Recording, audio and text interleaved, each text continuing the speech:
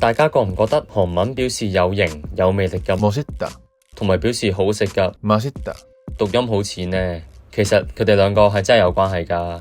我哋係靈知今日嘅語言學知識係韓語元音變換語義影響。呢兩個詞可以拆解成멋있다同埋맛있다，後面嘅部分意思係有，前面表示風韻風味嘅멋同埋表示味道嘅맛，只係得元音唔一樣。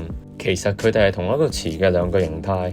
諗一諗，我哋讚人哋衣品好嗰陣，都會講有 taste， 中文亦都有秀色可餐一詞，係咪覺得味道同埋風韻喺意思上其實好接近呢？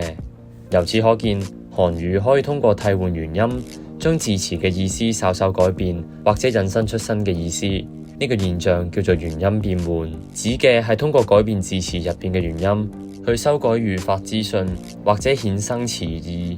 呢個其實喺好多語言入邊都可以見到，英文嘅聲、聲、生、桑就係例子啦。而同英文唔同嘅係，韓語嘅元音互換係有規律嘅。韓語嘅元音分為陰陽兩種，從諺文嘅外形都可以睇得出，陰性元音向內，陽性元音就向外。而韓語嘅元音幾乎都可以陰陽兩個組成一組，例如對烏對柯。韓語就係通過將元音嘅陰陽交換，做到一次木對物咁樣嘅衍生新詞。其他例子有척다對찼다 설對쌀。某啲詞睇嚟唔係陰陽對立，係因為韓語有經歷過音變，令到陰陽對立同埋元音和諧率都受到破壞。例如本來對應아래야但係後來아래야就變成咗部分亦都變成咗造成對應嘅假象。例子有푹다對팍다。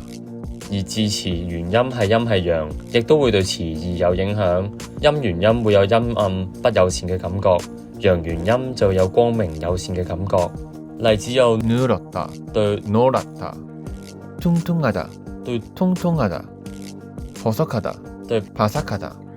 有趣嘅係，如果你想強調脆嘅程度，你甚至可以用바삭하다同埋바삭하다嚟表示。除咗元音以外，韓語嘅輔音都可以隨鬆音、近音、送氣音嘅順序，低至高表示強烈程度。關於陰陽對立，其實仲有一個同佢息息相關而十分重要嘅概念，韓語嘅元音和諧律。呢部分就留到下次再分享啦。